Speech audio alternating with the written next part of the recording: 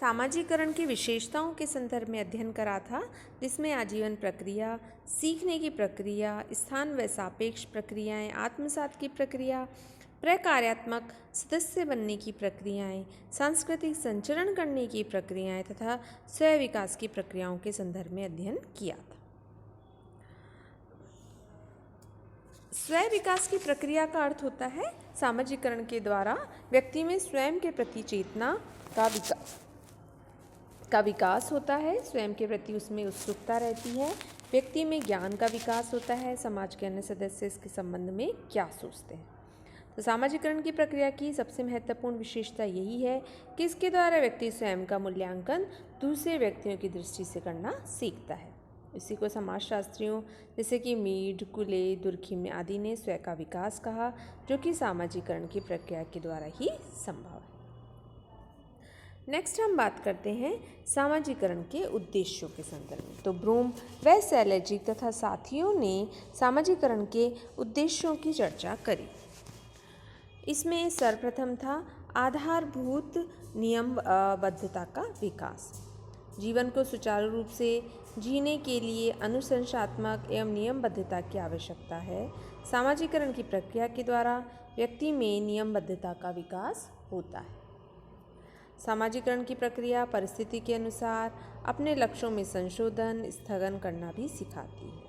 इसी कारण व्यक्ति समाज के नियमों को ग्रहण करता है और अपने व्यक्तित्व का विकास भी करता है। इस कारण सामाजिकरण का उद्देश्य व्यक्ति के जीवन में नियमबद्धता तथा अनुशासन की प्रेरणा देना है, जिससे सामाजिक जीवन सुचारू रूप से चलता रहे।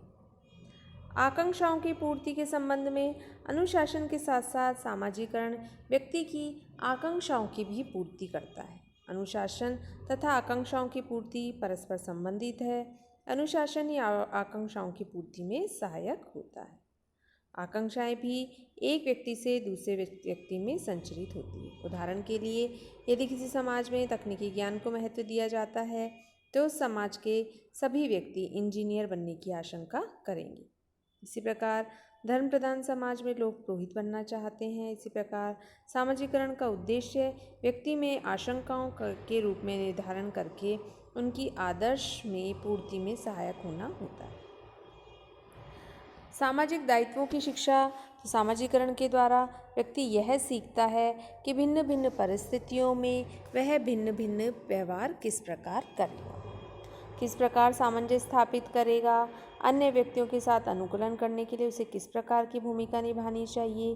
भूमिका ही ये निश्चित करती है कि उसमें किस प्रकार के विचार, मनोवृत्तियाँ एवं गुण होने चाहिए। इस प्रकार सामाजिकरण द्वारा व्यक्ति को सामाजिक भूमिका निर्वाह करना भी सिखाया जाता है, क्योंकि समाज में व्यक्ति अनेक लोगों के संपर्क में आते हैं और इसके साथ इसकी भूमिकाएं होती है, जिन्हें सामाजिकरण द्वारा ही व्यक्ति सीखता है।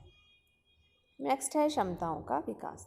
सामाजिकरण की प्रक्रिया द्वारा व्यक्ति में इस प्रकार की क्षमताएं एवं योग्यताएं विकसित हो जाती हैं, जिनके द्वारा वह स्वयं को समाज के अनुकूलन बना लेता है।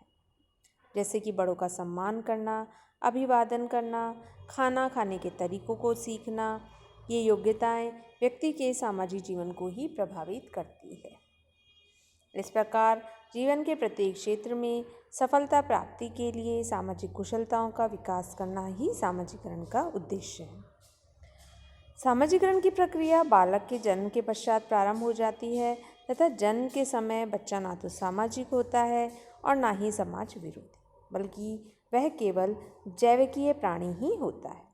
तो जन्म के समय उसमें इस प्रकार की क्षमताएं विकसित होती है जो उसे सामाजिक मानव बना सकती है। इन्हीं क्षमताओं के कारण वह व्यक्तित्व का विकास भी कर पाता है। टॉलकिट पॉटसन ने कहा था कि बच्चा उस पत्थर के समान होता है जिसे जन्म के समय जब हम सामाजिक तालाब में फेंक दिया जाता है, जहाँ रहकर वह अपना सामाजिकरण करता है और समाज का सदस्य बन जाता है। जॉनसन के मतानुसार ही बालक का मस्तिष्क नमनीय होता है, जिसमें सीखने की पूरी क्षमता होती है। इसी कारण उसे जैसा सिखाया जाता है वैसा ही वह सीख जाता है। लेकिन सीखने की प्रक्रिया में समय को भी एक प्रमुख कारक जॉनसन ने माना है। जैसे कि हर उम्र में सीखने की क्षमता बराबर नहीं होती है। बड़ी उम्र की तुलना में छोटी उम्र में अधिक शीघ्रता से सीखा जाता है।